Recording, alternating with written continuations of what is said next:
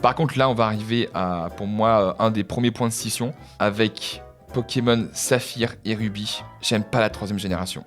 Je suis pas fan du tout de la 3e génération sur pas mal de points. J'ai eu Saphir en premier, mais je sais que moi j'aime pas du tout la direction artistique des jeux, j'aime pas du tout. Enfin, c'est pas que j'aime pas du tout, c'est que c'est trop bien. Enfin, c'est le cap graphique avec la Game Boy, ça se ressent. On commence à voir la stratégie Pokémon à se mettre en place avec les talents, les natures, les objets, donc c'est beaucoup plus approfondi que Pokémon Or et Argent, donc ça c'est super chouette. Il est assez dur quand même, hein. Le combat contre Flora, il est affreux. Donc là, t'as vraiment des cas de difficulté qui rendent le jeu beaucoup plus attrayant.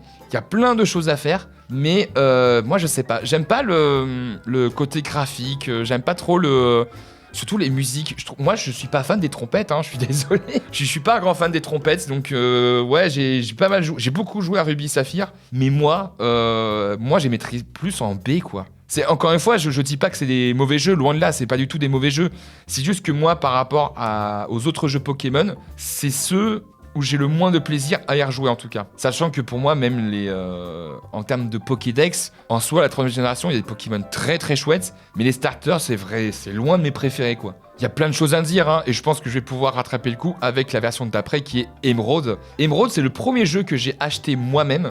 Je l'avais acheté 50 € à l'époque. Et là, étrangement, alors que c'est quasiment la même histoire, je sais pas, avec peut-être il y a la fin qui change avec toute l'histoire autour de Rayquaza et aussi la zone de combat qui était incroyable dans Emerald. Mais Emerald, déjà pour moi c'est un A, ça c'est sûr, c'est un A. J'ai pris beaucoup plus de plaisir sur Emerald que sur Ruby et Saphir. Alors que c'est quasiment pareil, tu vois, donc c'est ça qui est étrange. Les petits changements au niveau de l'histoire étaient suffisamment significatifs pour être un peu plus intéressants, et je les mettrais au-dessus de Ruby et Saphir, aisément.